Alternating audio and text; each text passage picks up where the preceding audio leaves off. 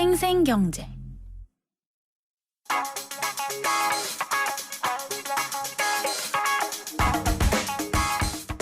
안녕하세요. 멜로디 경제 대중음악 평론가 이대화입니다. 2NE1의 음악이 미국에서 큰 인기를 얻고 있다는 소식이 전해지고 있습니다. 우리나라에선 2011년에 발표됐던 내가 제일 잘 나가가 현재 뉴욕의 라디오 방송에서 큰 호응을 얻고 있다는 소식이었죠.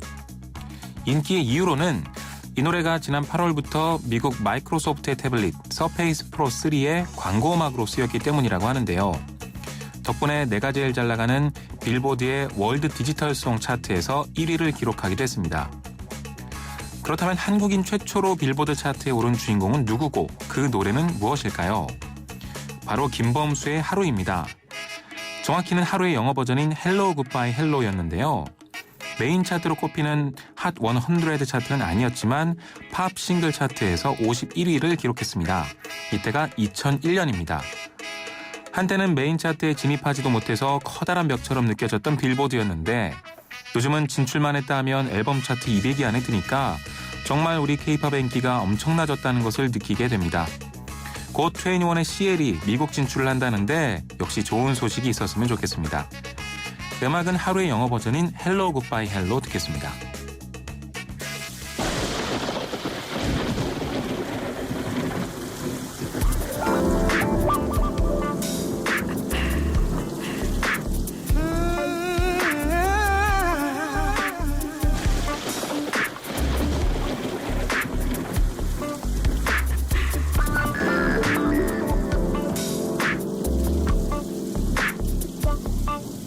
My memory are fading in the rain. My broken heart cannot be used again. It seems that once again my love is living, breaking up my dreams. So give me now my love. Hello, goodbye, hello. But I know I see you down the road to wave a hand, to weave the shadow. Should I ever even mention that I long to hold you again? Oh, I hope you're not too cold. Simple when you think it out, without a doubt. It's plain as it can be. I know the wind has found a new direction, so it let me know that I have to live my day alone. So hear me now.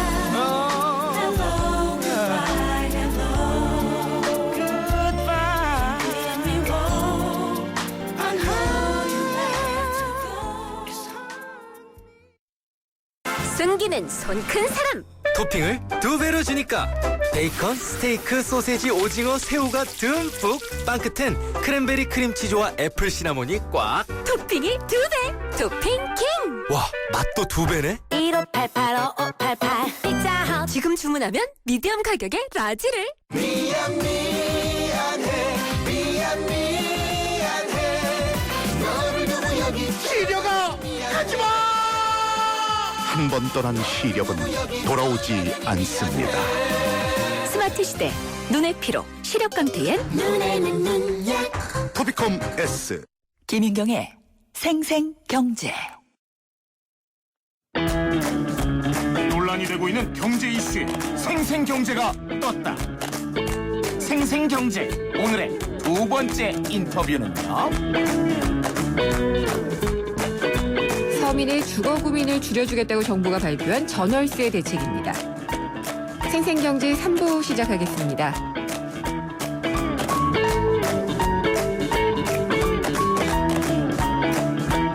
정부가 오늘 2시죠. 조금 전인데 가중되고 있는 전월세난을 해결하기 위해서 서민 주거비 부담 완화 대책을 발표를 했습니다. 어떤 내용을 담고 있는지 서민들의 눈과 귀가 쏠리고 있는데요. 이번 대책을 발표한 국토교통부의 김재정 주택정책관을 직접 연결해서 자세한 내용 들어보도록 하겠습니다. 국장님 안녕하십니까? 예, 안녕하십니까? 네, 먼저 이번 전월세 대책에 담겨있는 내용을 핵심만 좀 간추려서 얘기해 주시죠. 예, 첫 번째는 이제 단기적인 전월세 수급 불안에 대응하고자 합니다. 그래서 단기적으로 전월세 불안 우려 지역에 대해서 즉시 입주가 가능한 매입 전세, 임대주택을 이제 집중 공급하려고 하고요. 네.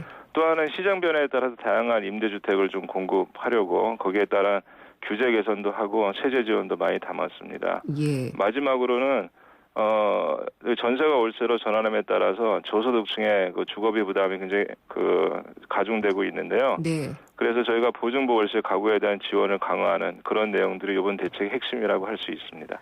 자금적인 지원도 있고요. 지금 얘기를 들어보니까 그다음에 예. 공급을 늘리는 그런 대책도 들어있는 것 같아요. 네, 그렇습니다. 네. 그래서 이번 대책을 놓고 서승환 국토교통부 장관은 주택시장 활력을 회복하고 전세 수요의 매매 전환을 통해서 전세시장 안정을 도모하겠다라는 그런 말씀을 하신 적이 있는데 예. 근데 보통 이제 정부의 입장을 계속해서 들어왔던 게 매매를 많이 활성화해서 예. 전세 시장을 안정시키다고 했었잖아요. 그건 맞죠? 예, 맞습니다. 네, 근데 오늘은 그런 얘기는 좀 안 나온 것 같네요. 예, 그 이유는 저희가 그 작년에 4.1 대책부터 네, 최근에 9.1 대책까지 기본적인 방향이 주택시장 정상화를 통해서 예, 고액의 전세 수요를 매매 수요로 전환한다. 네, 그런 것들은 기존에 이제 많이 저희가 발표를 했고요. 네, 이번 대책은 그 중에 약간 소외됐다고 할 수 있는 그 보증부 월세 가구에 대한 예, 그런 대책에 저희가 중점을 둔 거지. 네. 그 앞에 말씀드린 대로 전세 수요를 매매 수요로 전환하는 어떤 정책이 좀 바뀌었다든지 하는 건 아닙니다. 그러면은 이 매매 수요 전환에는 좀 성공하신 걸로 평가하시나요? 어떠신가요? 뭐 충분치는 않지만 지금 거래량이나 네. 그다음에 주택 가격, 그다음에 전세 가격도 뭐 그런 상대적으로 안정이 돼 있기 때문에 저희 나름대로 성과가 있었다고 생각을 합니다. 국장님, 근데 전세 가격이 상대적으로 안정됐다고 말씀을 하셨잖아요. 예. 이게 수치상으로 얘기하면은 사실 우리가 체감하고 있는 전세값은 굉장히 많이 올랐거든요. 예, 그렇죠. 예. 네, 근데 상대적으로 안정화 됐다는 건 어떤 기준에서인가요? 그래서 일단 뭐 정부 정책 일단 지수를 봐야 되는데 네, 금년만 해도 이제 금년 10월까지 누계 상승률이 전세값이 2.82%입니다. 예, 그래서 최근에 이제 5년 평균이 5.21%니까 뭐 낮다고 할 수 있는데 다만 이제 최근에 전세값 상승률이 안정적이라고 제가 말씀드렸지만 그 2009년도부터 11년까지 전세 가격이 상당히 급등을 했습니다. 네. 그래서 이러한 이제 상승분이 누적이 됐기 때문에 상승률은 높지 않다 하더라도 절대 가격이 높고 그래서 실제 국민들께서 체감하는 그 어떤 전세 가격에 대한 부담은 예. 지수보다 상당히 크다고 생각을 하고 있습니다. 네.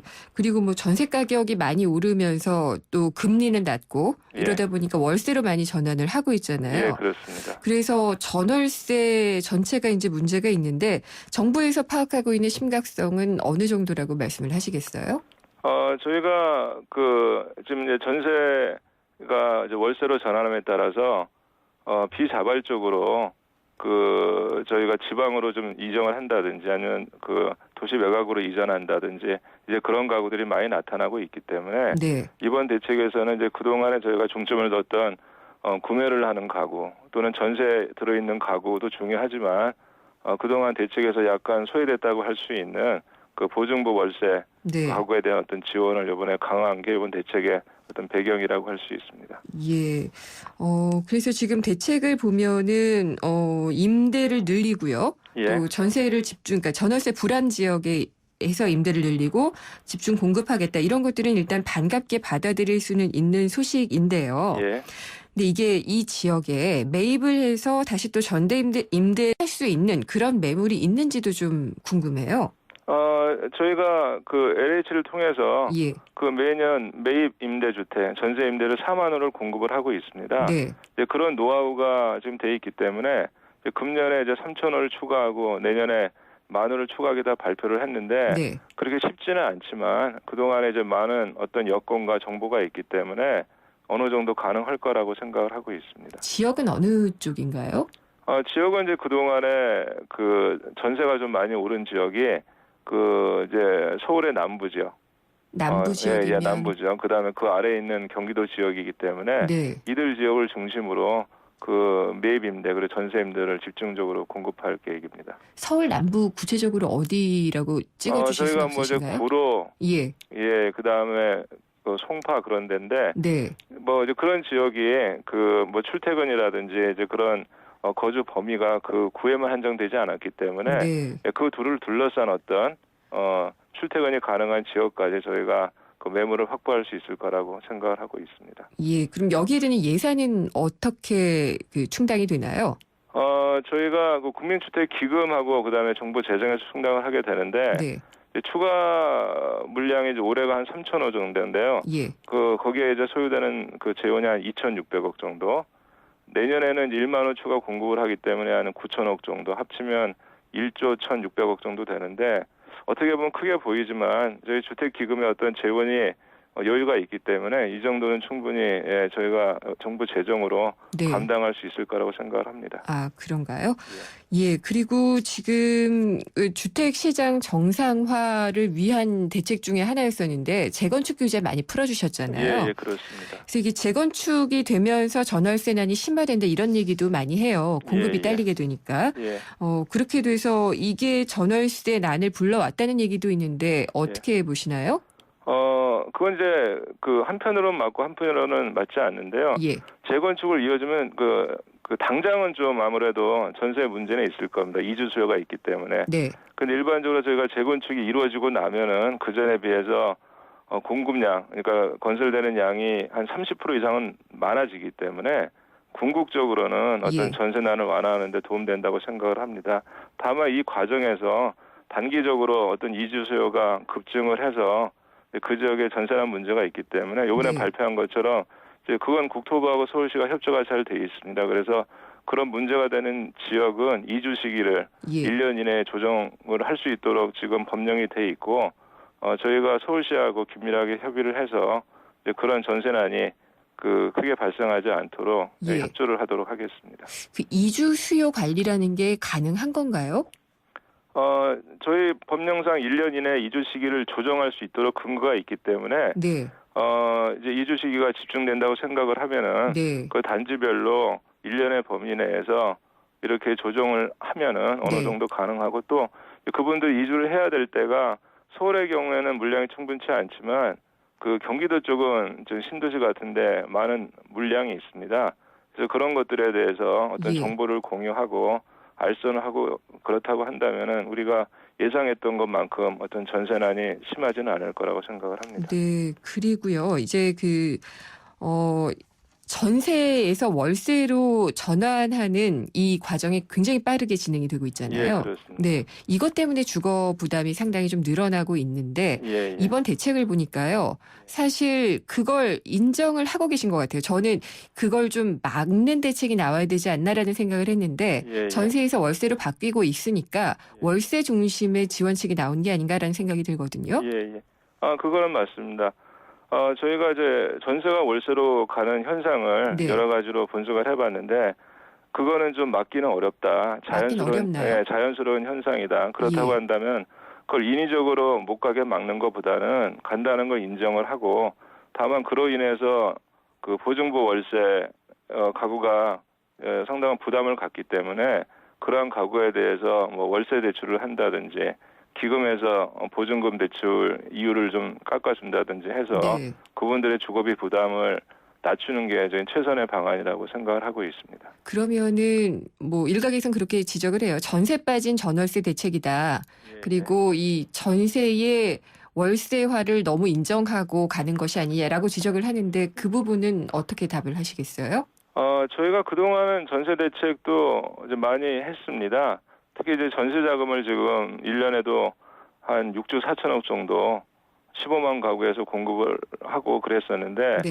이제 그러한 것들이 이제 그분들의 어떤 주거비 부담을 약간 덜어준다는 측면도 있지만 오히려 저리의 전세 자금을 대출하다 보니까 오히려 전세값이 더 올라가는 그런 문제가 있어서 저희가 지금은 예. 너무 전세에 대해서 집중적으로 지원하는 거는 어떤 부작용이 있다. 그래서 고액 전세의 경우에는 매매 수요로 돌리고 그 다음에 고액 전세가 아닌 경우에는 자연스럽게 보증부 월세로 갈 수 있도록 지원하는 게 네. 그게 이제 어떤 그 시장의 왜곡을 가장 작게 하는 이제 그런 수단이라고 생각을 하고 있습니다. 그게 이론상으로는 맞아 보이기도 하는데요. 예. 제가 저도 전세를 살고 있는데 예. 서민들의 주거 안정이라는 것은 사실 우리나라에만 있다고 하는 특수한 이 전세가 더 안정적이기는 하잖아요. 물론 전세가 안정적이긴 한데 네. 그동안의 전세는 이제 시중금리가 낮았고 예. 그다음에 주택 가격 상승이 어떤 예상이 되는 이제 그런 상황에서는 뭐 어느 정도 성립이 됐었는데 지금 같이 어떤 임대차 시장이 구조 변화가 이루어지고 또 거시경제 여건 변화에 따라서 예. 지금 전세의 경우에 계속 예전과 같은 상태, 그러니까 집값의 한 50% 내외에 그렇게 싸게 공급하는 그런 형태는 좀 쉽지 않을 거라고 좀 생각을 합니다. 그거를 저희 정부가 인위적으로 개입을 해서 네. 어느 정도 이제 가격을 낮춘다지 하는 거에는 좀 한계가 있다고 좀 생각을 합니다. 그러면은 전세 대책은 지금 나올 수 있는 건 다 나왔다고 보시는 건가요? 아니 그렇지는 않고요. 저희 나름대로 이제 많은 노력을 하고 있고 네. 그다음에 그런 것들이 그 준공공 임대주택이라든지 이제 네. 공공 임대주택 이제 그런 것들을 공급을 하면은 이제 그게 완전한 전세는 아니지만 그게 그 월세를 고려한다 하더라도 시중보다 많이 싸기 때문에 예. 그런 것들이 어떤 근본적인 대책이 될 수 있을 거라고 생각을 합니다. 저는 좀 그런 부분도 생각을 해봤어요. 임대차 기간 연장안 같은 것도 얘기가 됐었고요. 예. 전월세 상한제도 있고 계약 갱신 청구권 이런 것들도 전세 안전 대책으로서 좀 나와줬으면 좋지 않았나라는 생각이 들거든요. 근데 이제 저희 정부의 기본적인 입장은 이제 방금 말씀하신 세 가지는 전부 다 규제를 강화하는 건데 네. 거기에 따른 부작용이 크게 예상이 되기 때문에 지금 현재 저희가 내세우고 있는 인센티브 형식, 그러니까 용적률을 좀 더 준다든지 그다음에 조례 자금을 지원한다든지 이제 그런 식의 간접적인 방법이 최선이 아닌가 생각이 들고 예를 들어서 전월세 상한제의 경우에는 단기적으로는 그 전세 가격 급등이 우려가 되고요. 또 장기적으로는 임대주택 공급 축소도 우려가 됩니다. 그래서 신중한 검토가 필요하고 네. 갱신계약 청구권도 사실 임대기간이 현재 2년에서 예. 사실상 4년으로 연장을 되기 때문에 네. 거기에 따라서 알겠습니다. 임대주택 공급이 위축되는 네. 그런 것들이 우려가 되고 있습니다. 그리고 이번에 이제 획기적으로 보인 게 월세 대출이에요. 취준생이나 직장 있는 기초생활수급자에게는 대출을 해주신다고 하셨거든요. 예. 이게 많은 사람들이 수혜를 받을 수 있을까요?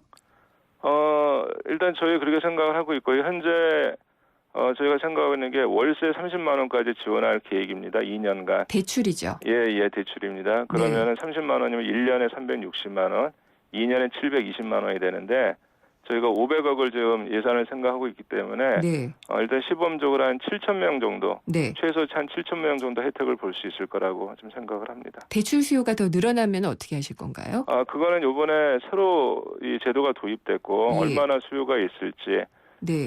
그런 거에 대한 판단이 쉽지 않기 때문에 시범 사업을 해보고 이제 네. 그 다음에 저희가 좀 결정할 계획입니다. 그리고 이게 사실 그냥 주는 거가 아니라 대출이잖아요. 예, 그렇습니다. 이게 뭐 연체가 되고 부실화되고 하면은 결국 정부 재정 이게 기금에서 나가는 거잖아요. 예, 그렇습니다. 재정 악화라든지 이런 게 걱정이 되는데 예, 그거는 걱정 안 하셨나요? 그거 걱정을 좀 하긴 했는데 그래서 네. 저희가 이번 주된 대상이 그 취업 준비생입니다. 네. 그래서 이제 그분들이 지금 당장 소득이 없지만 예. 저희가 월세 자금이라든지 그런 걸 통해서 도와드리면 일정 기간 내에 취직을 해서 그게 상환이 좀 가능할 수 있을 거라 네. 좀 생각을 좀 하고 있고요. 저희가 이제 그분들이 제대로 상환하면 나중에 전세 자금 대출할 때 예. 금리 우대를 줄 겁니다. 이제 그런 식의 인센티브도 저 생각을 네. 하고 있습니다. 전세는 포기하신 건 아니죠? 포기한 건 아니고 지금 대책이 계속 있기 때문에 아까 말씀드린 대로 네. 15만 가구에 6조 4천억의 전세관 대출이 매년 좀 예. 나가고 있습니다. 예. 대출 이외의 방법은 최선책은 없나요? 대출 이외의 방법은 임대주택 공급 등을 통해서 예. 좀 값싼 임대료로 계속 네. 임대를 해주는 이제 그런 알겠습니다. 방법들이 이제 부작용이 없는 가장 네. 최선의 방안이라고 생각을 하고 있습니다. 예, 오늘 말씀 잘 들었습니다. 감사합니다. 예, 감사합니다. 국토교통부의 김재정 주택정책관이었습니다. 정부의 전월세 대책은요, 저희 생생경제에서 내일 금요기획 시간에도 전문가와 시민단체 측을 모시고 더욱 깊이 있게, 심도 있게 토론을 해보도록 하겠습니다.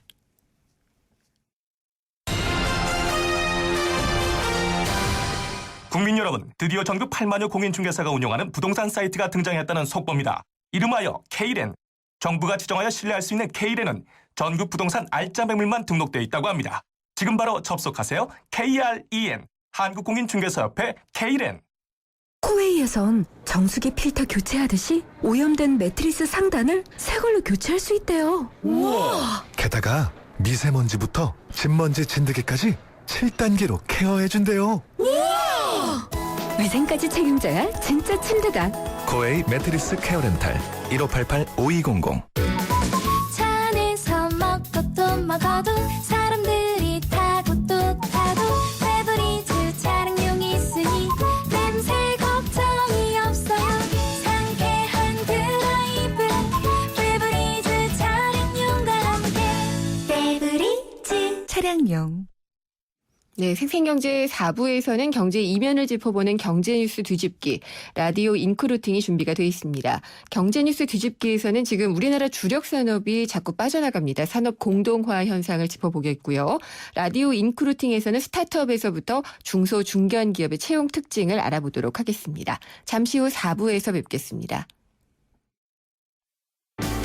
세계적인 교육 중심지 런던과 미국 본토 교육이 뿌리내린 괌에서 YTN 주니어 영어 캠프가 여러분을 기다립니다. 품격 있는 영국식 영어를 만나볼 수 있는 런던 영어 캠프는 전통 있는 명문대학 캠퍼스에서 이루어지며 유럽의 역사가 숨쉬는 유적지도 둘러보게 됩니다. 따뜻한 기후와 아름다운 해변을 자랑하는 괌 영어 캠프는 명문 사립학교 정규 수업에 참가하며 해양 레포츠도 체험할 수 있습니다.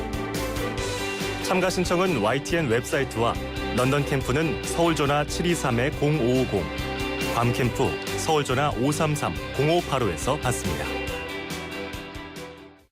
지금 당장 뉴스가 궁금하시다면 2014년 가을 더욱 다양하고 폭넓어진 YTN 뉴스 FM을 주목하십시오.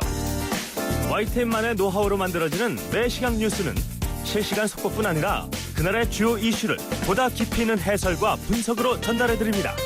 특히 국내 최초의 자동차 전문 프로그램 권영주의 카 좋다, 스포츠 종합 매거진 프로그램 YTN 라디오 스포츠가 매일 저녁 8시 20분 새롭게 여러분 곁을 찾아갑니다.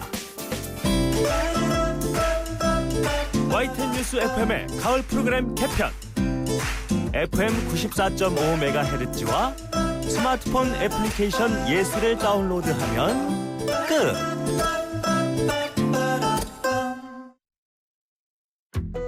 경제를 위한 바른 시각, 본질에 다가가는 심층 분석, 가치를 추구하는 정확한 해석. YTN 라디오 김윤경의 생생경제.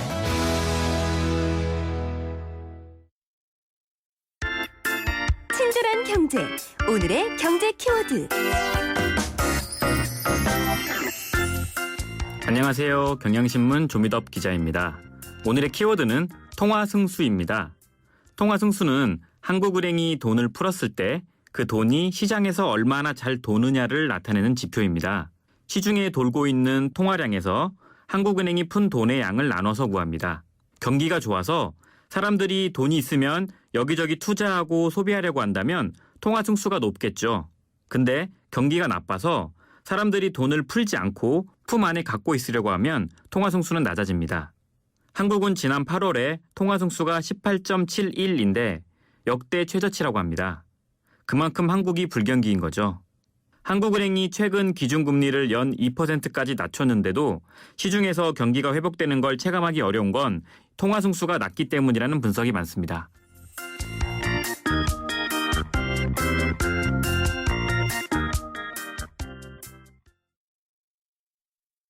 28글자로 백성의 눈을 뜨게 하겠다. 세종대왕의 혁신적인 생각.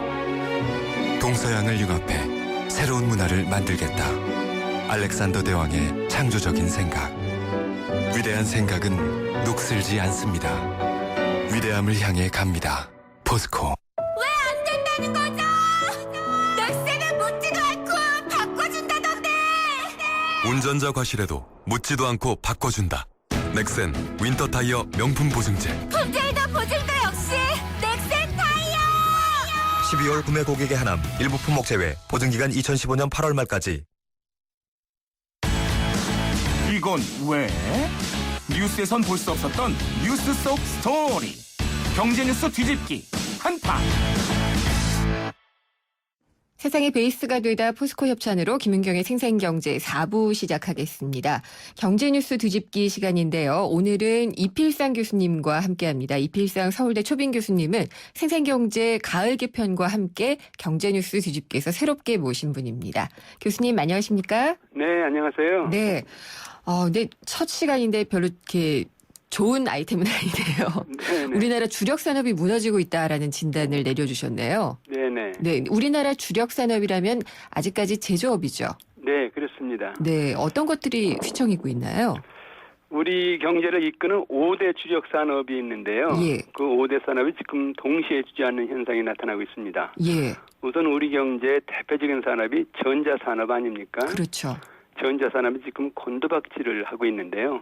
이를 입증하는 것이 삼성전자의 영업 부진입니다. 예. 3분기 삼성전자 영업이익이 4조 600억 원인데 이것은 지난해 같은 기간에 비해서 60%나 감소한 것이거든요. 네. 또 우리 경제 중요한 산업이 자동차입니다. 그런데 자동차 업계에 이제 브레이크가 걸렸다 그렇게 생각이 드는데요. 현대자동차 보면 3분기 영업이익이 1조 6,400억 원인데 예. 작년 같은 기간에 비해서 18%나 감소했습니다.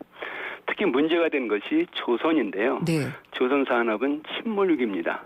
우리나라 대표적인 조선 회사인 현대중공업 보면은 2분기에 1조 1,000억 원의 영업 손실, 그리고 예. 3분기에 1조 9,300억 원의 영업 손실을 냈습니다. 이외에도 철강, 석유화학 등이 비틀거리고 있는데요. 네. 한마디로 말씀드리면 우리나라 산업이 지금 숨이 넘어가고 있다. 무엇을 먹고 사나 걱정이 예. 크다 이런 생각이 듭니다. 숨이 넘어가고 있다는 표현을 들으니까 정신이 바짝 나는데요. 네. 정말 저도 뉴스 전하면서 그래요. 이런 전자, 자동차, 조선, 철강, 석유화학 다 지금 어렵다는 생각이 강하게 드는데 네. 이렇게 경쟁력을 잃게 된 이유는 뭘까요? 저는 우리 경제가 삼각의 악의 축에 걸렸다 이런 생각이 드는데요. 네. 첫 번째 악의 축이 중국 경제 인해 전술입니다. 네. 중국 상품은 3대 특징이 있는데요. 값이 싸다, 품질이 좋다, 물량이 무제한이다 예. 이겁니다. 그렇다 보니까 중국 시장에서 우리나라 상품들이 완전히 밀려나고 있고요. 아마 대표적인 것이 휴대전화 샤오미일 겁니다. 네. 또 해외 시장에서 우리 기업들의 수출 영토를 계속 중국 기업들이 빼앗고 있다는 겁니다.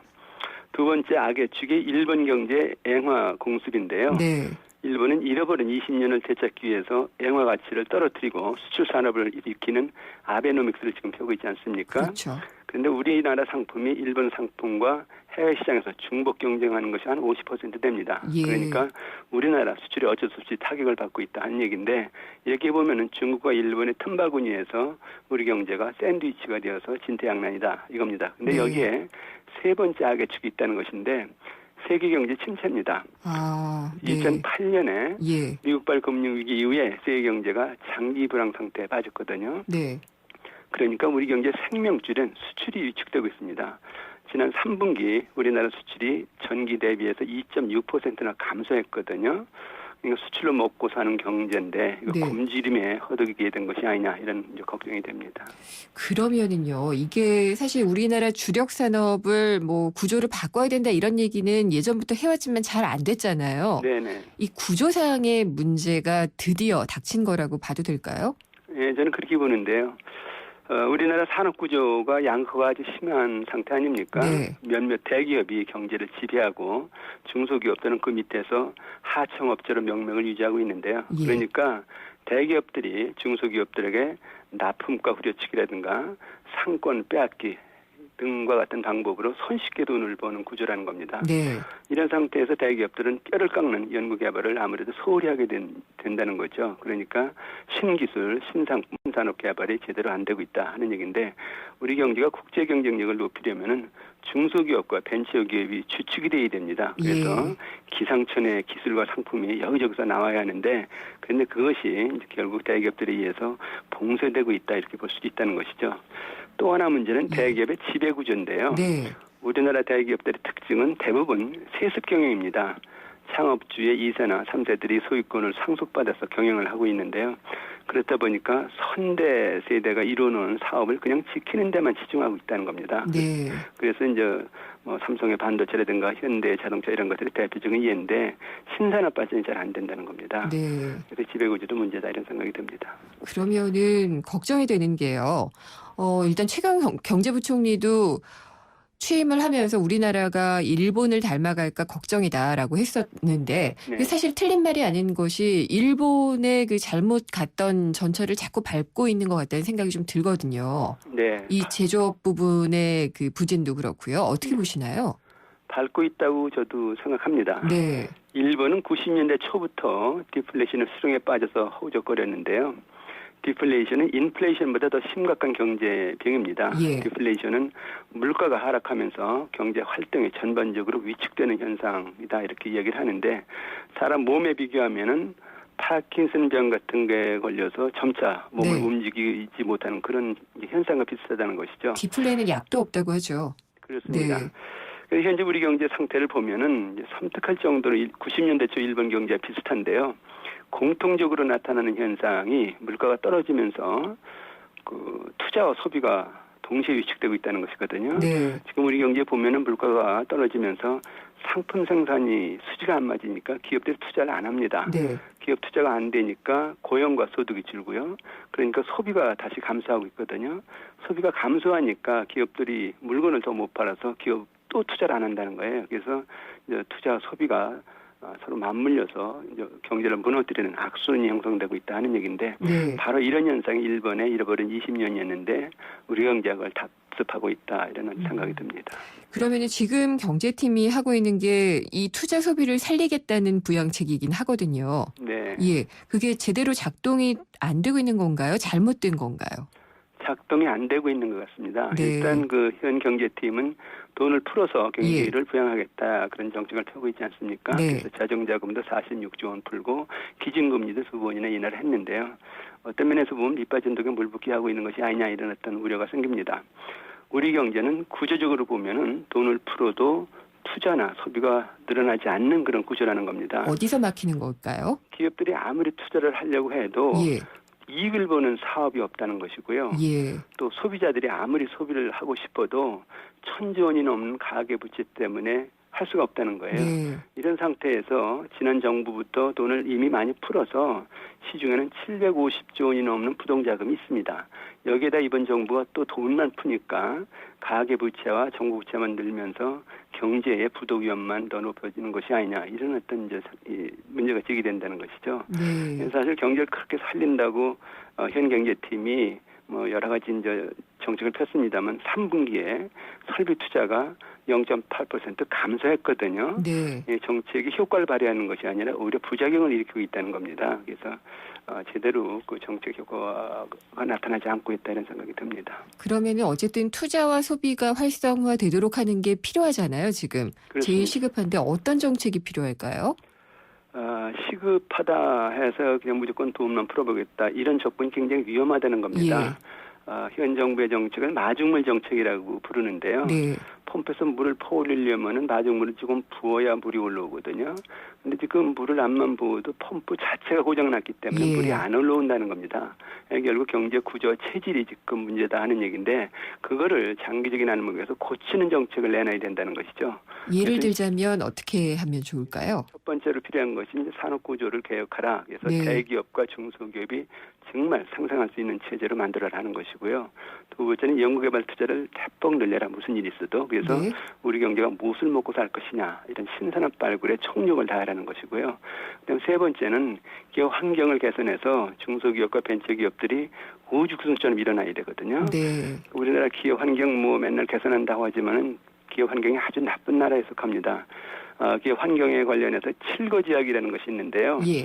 규제가 많다, 임금이 비싸다, 노사 갈등이 많다, 금융 지원이 안 된다, 조세 부담이 많다, 땅값이 비싸다, 기업인들의 사회적인 그 대우가 없다, 이런 것들입니다. 이런 걸 좀 제대로 해소해서 기업들의 마음대로 일어나게 하라. 그러고 난 다음에 재정 평정을 하든지 통화 공급을 하든지 해서 이제 마중물을 퍼보라 하는 얘기죠. 그래서 근본적인 해법부터 찾아야 된다. 이럴 때일수록. 그렇습니다. 네, 알겠습니다. 오늘 말씀 잘 들었습니다. 감사합니다. 네, 감사합니다. 이필상 서울대 초빙 교수였습니다. 생생경제를 다양하게 만나는 방법. YTN 라디오 앱 예스와 YTN 라디오 웹사이트, 팟캐스트를 통해서 실시간 청취와 다시 듣기가 가능합니다.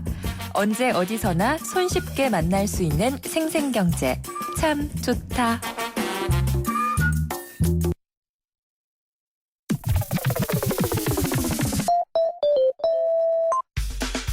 내게 꼭 맞는 일자리 어디 없을까? 취준생도 재취업자도 엄선된 일자리 정보가 한 곳에. 라디오 인크루팅. 네, 저희 제목이 좀 바뀌었죠. 문패가 좀 바뀌었습니다. 라디오 인크루팅 시간인데요. 취업 준비생들부터 재취업자들까지 취업을 희망하는 모든 분들을 위해 마련된 순서입니다. 같은 분입니다. 서미영 인크루트 상무님 전화 연결돼 있습니다. 안녕하십니까? 안녕하세요. 웃고 계셨군요. 네, 산뜻합니다. 네. 아니, 이게 너무 취준생들만을 위한 정보가 아닌가라는 생각이 좀 들어가지고요. 네네네. 네, 사실 재취업도 굉장히 중요하잖아요. 네, 맞습니다. 이제 점차적으로 비중을 조금 돌려보겠습니다. 네. 근데 이 주요 기업들 서류 전형이 이제 어느덧 마무리 단계에 들어선 것 같아요. 네, 신입 공채 기준으로 보면 이제 그런데요. 네. 네네. 8월 말 금융계 기업을 필두로 시작한 2014년 하반기 공채가 이제 거의 서류 전형 막바지 단계로 접어들고 있고요. 금융계나 공기업이나 대기업이 청에 나설 때마다 해당 기업명이 대형 포털 사이트에 실시간 검색어로 오르는 것 같은 큰 관심을 받았는데, 주요 기업의 채용이 이제 마감되면서 취준생들의 이제 관심을 갖는 기업의 형태도 조금씩 달라지고 있는 것 같습니다. 어떻게 달라지나요? 네네. 인크루트가 그 대학생 취준생 회원 이제 1,000여 명을 대상으로 선면 조사를 했는데요. 10월 말 현재 입사하고 싶은 기업의 규모가 뭔지 물어봤습니다. 네. 그랬더니 49% 정도가 중견기업이라고 대답을 했고요. 중소기업이 17%, 스타트업 기업이 5%, 예. 10명 중 7명 이상이 대기업이 아닌 이제 중견 중소기업이라고 응답을 했는데요. 제 판단에는 지금은 대기업을 포기하거나 재수를 준비해야 하거나 하는 그런 시점인 거죠. 그래서 체감적으로는 무조건 대기업이었던 이제 비중이 조금 줄고 기업 분포가 이제 다양하게 나타나지고 있는 것 같아요. 그렇군요. 이제 대기업이 좀 지나가서 이런 게 나오는 걸 수도 있을 텐데 그래도 중견기업에 대한 관심은 전보다는 좀 늘고 있는 것 같아요. 네, 조금씩 늘어나는 것 같아요. 이유가 어떤 걸까요? 대기업은 어렵고 중소기업은 이제 불안하니까 안정적이면서도 대기업과 다른 분위기 때문이라고 이제 생각해서 중견기업에 대한 선호도가 좀 최근에 많이 높아지고 있는 걸 체감을 하게 되고요. 취준생들이 대기업을 선호하는 가장 큰 이유가 연봉이 높아서인데요. 중견기업의 경우 대기업 못지않은 연봉과 다양한 복리후생을 제공하기 때문에 중견기업에 대한 선호가 높은 게 아닌가 싶습니다. 실제 중견기업을 선호하는 이제 설문 응답자들에게 그 이유를 물어봤거든요. 그랬더니 1위가 34% 정도가 내가 정말 원하는 직무를 할 수 있을 것 같아였어요. 그러니까 중견기업에서는 업무 보조가 아닌 실무에 직접 투입되어서 실질적으로 직무 영역을 발휘할 수 있는 기회가 주어질 것 같다라는 이제 내용이 가장 많았고요. 이어서 다양한 업무를 경험할 수 있을 것 같다라는 응답도 한 31% 정도 되었는데요. 대기업에 비해서 직원 수가 적은 이제 중견기업이니까 한 가지 업무만을 집중적으로 수행할 수 없다는 점이 오히려 장점으로 여겨진 거죠. 그래서 여러 가지 경험을 축적하고 능력을 개발할 수 있기 때문에 중견기업을 선호하는 것으로 보여지고요. 3위와 4위는 문화에 대한 이야기였는데요. 이 시간 제가 요즘 달라진 취준생들의 선호도 이런 것들 얘기하면서 문화 이야기들을 많이 하고 있잖아요. 네, 한 30% 정도가 문화에 대한 이야기를 했는데요. 수평적 조직 문화 혹은 재미있게 일할 수 있는 문화 이런 것들을 많이 지금 선호하고 있는 것 같아요. 그래서 대기업보다는 중견기업, 중소기업 뭐 이런 이제 선호도가 나타나고 있는 것 같아요. 네. 중견기업 그러면은요. 중소기업하고는 어떤 식으로 다른지도 궁금하고 또 스타트업 기업들도 요즘 많이 있잖아요. 그 유형을 어떻게 구분하면 될까요?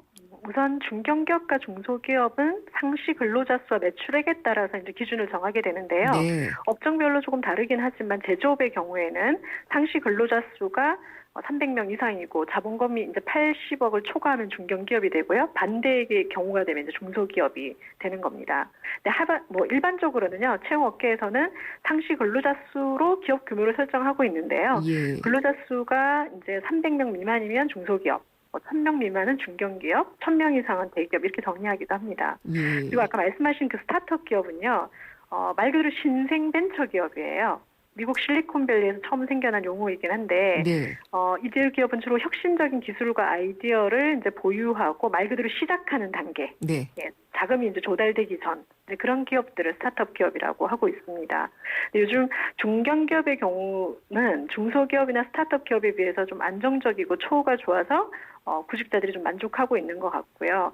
중소기업의 경우에는 중견기업만큼 토대는 안 갖춰졌지만은 자신의 역량을 펼쳐서 스스로 기업을 성장시킬 수 있기 때문에 또 좋아하는 것 같고요. 예. 스타트업 기업은 말 그대로 이제 본인이 네. 창업자 대열에 들어가는 거잖아요. 그렇죠. 이런 도전을 이제 또 선호하는 친구들이 예. 굳이 대기업, 중소기업, 갖춰진 중견기업 이런 데들이 아니라 스타트업을 찾고 있는 그런 환경들이 좀 채용 시장에 달라진 모습들인 것 같아요. 네, 기업 네. 규모에 따라서 점점 작아지긴 할수록 내가 할 수 있는 부분이 많아지는 거는 확실히 있는 것 같아요. 네네네. 네, 그러면은 이렇게 중견, 중소 스타트업 기업들 채용하는데도 좀 특징이 있을 것도 같은데요? 네네네. 그러니까 대기업이 아니라 네, 그러니까 자금의 인력 운영에 있어서 자금의 역량을 더 받는 중견, 중소기업이기 때문에요. 일단 채용 특징을 보면 정말 필요한 자리에 꼭 맞는 인재를 뽑으려고 한다는 거죠. 정해진 네. 티오만큼. 예, 네, 그래서 실무에 바로 투입할 수 있는 인재를 선호한다는 것이 중견, 중소 스타트업 기업들의 첫 번째 특징인 것 같습니다. 그래서 비용과 시간을 들여서 교육을 시키기보다는 바로 실무에 투입할 수 있는 인원을 찾게 되고요. 네, 따라서 이제 막연한 경험이나 지원하려는 직무와 관계없는 활동 등을 언급하는 것보다는 해당 직무에 적합한 경험이나 활동 등 해당 직무를 수행하는 데 필요한 생각이나 가치관을 언급하는 것이 이쪽에 이제 취업에 좀 도움이 될 것 같고요. 네. 두 번째 특징은 주인의식이 높은 직원들을 많이 찾아요. 그럴 것 같아요. 이거는 네, 구성원이 적잖아요, 일단. 예. 직원이 해야 할 일도 많고요. 그러니까 근무 시간도 많고. 그래서 자금 상황으로는 대기업에 비해 처우는 낮을 수밖에 없고, 이게 내 회사다 생각이 안 되면 이겨낼 수가 네. 없는 거잖아요. 그래서 이 회사가 내 회사다라고 생각할 수 있는 그런 사람들은 이제 고용주들이 많이 다니시는 것 같고요. 스타트업 기업 같은 경우에는 기존 산업의 주자들과 다른 프레임의 경쟁을 하잖아요. 네. 그래서 새로운 도전을 하게 되는데 필요한 창의나 열정, 도전 이런 것들에 대한 기대가 훨씬 더 있는 것 같아요. 말 그대로 파트너를 찾는 그런 채용인 것 같아요. 채용문에 직원 고용이 아니라 파트너를 찾는 것이 이들의 또 특징인 것 같습니다. 그러면은 내 실무 경험 이런 것들을 전략적으로 그 PR을 하면 좋을 것 같은데, 그렇죠. 그렇게 공략할 수 있는 방법은 어떤 게 있을까요? 일단은요. 인턴십이나 알바를 하더라도 네. 근무할 직종과 직무에 대한 경험을 쌓는 것이 네. 최고로 좋은 방법이죠. 타겟팅. 예. 네, 타겟팅한 경험을 쌓는 것이 예. 중견, 중소 스타트업 기업에 가장 빨리 취업하는 방법인 네, 것 같아요. 알겠습니다. 다른 방법이 있긴 어렵고요. 네. 네. 그러면 그렇게 준비를 할 수 있도록 하는 게 네. 지금 전략적으로 유리하겠네요. 오늘 네. 말씀 잘 들었습니다. 감사합니다. 감사합니다. 인크루트의 서미영 상무였습니다. 한국 타이어가 전하는 겨울 소식. 겨울이 오기 전에 사람은 김장 준비, 동물은 겨울잠 잘 준비하는데 그럼 자동차는? 겨울용 타이어 미리 준비해야죠. 한국 타이어 홈페이지에서 예약하시면 선물을 드립니다. 11월 15일까지 드라이빙 이모션 한국 타이어.